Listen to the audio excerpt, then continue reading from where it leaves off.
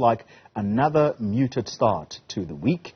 The JSE tracked weaker global markets on Friday as investors digested the Federal Reserve Chair Jerome Powell's comments, which saw the US Treasury yields rise to a 16-year high. Let's speak now to Bianca Botes, Executive Director at Citadel Global, who joins us for a quick markets update. And Bianca, good morning to you. Good to have you back.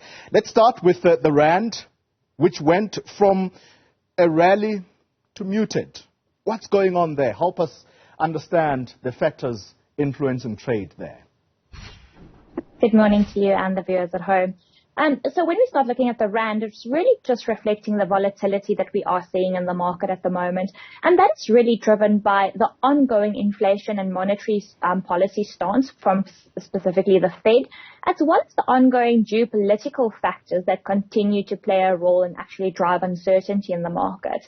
The ongoing higher rates for longer narrative that we are seeing coming from central banks is really keeping the Rand subdued, and it's really struggling to gain significant momentum below about the 18.70 mark. So we're seeing it bounce from 19.15 to about 18.70, and it's really just flip-flopping in those levels as markets try to figure out and make sense of all the different aspects that's currently impacting on markets. Yeah.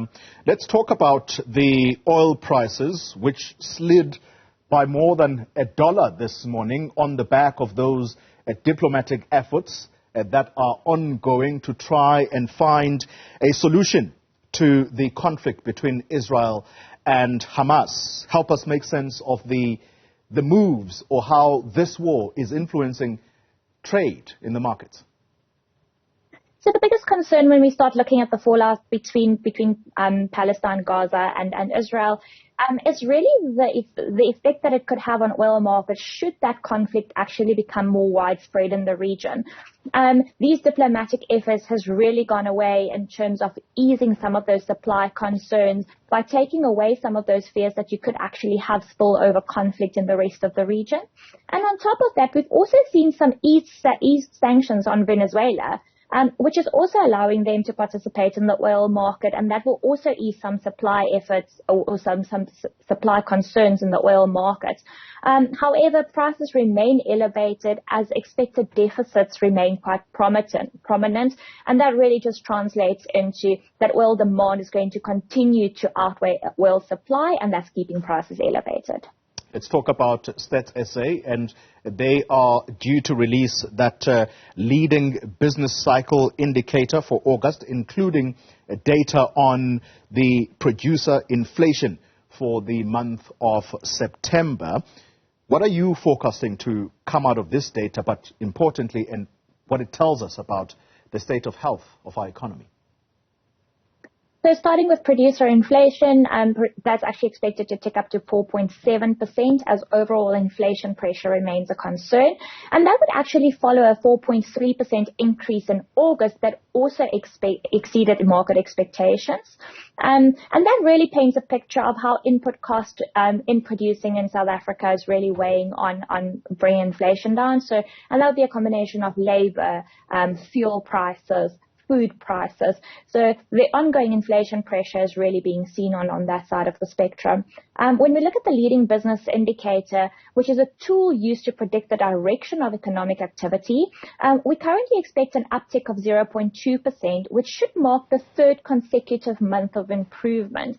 And this really shows us that the South African economy is starting to turn around. We are actually seeing economic activity come back online, and that could very well be a function of the reduced levels of load shedding and the South African economy kind of coming to grips with those constraints and indicating some economic growth for us there.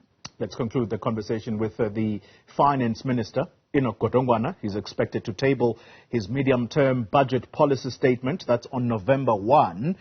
What factors, key factors, is it likely to juggle this time around? Let's talk about those.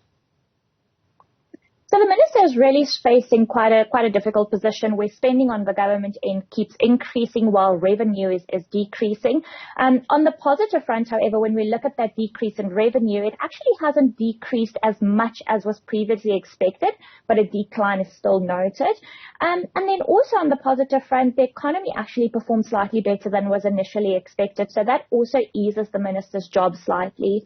However, the continuous increase in the wage bill will be front and center yet again, as we actually saw increases way above budgets. We are also expected to focus on the spending on SOEs, which continues to drain the government coffers. And the minister will really need to provide us with guidance as to how government expects to combat this decline in revenue while expenses on the government and in the fiscus just keeps running away with us. Bianca Botes, thank you very much for that markets update. Executive Director at Citadel Global. All right.